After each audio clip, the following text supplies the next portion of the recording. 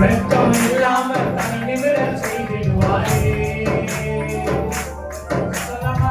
கடனே இல்லாம அள்ளி கொடுக்க செய்திடுவாரே.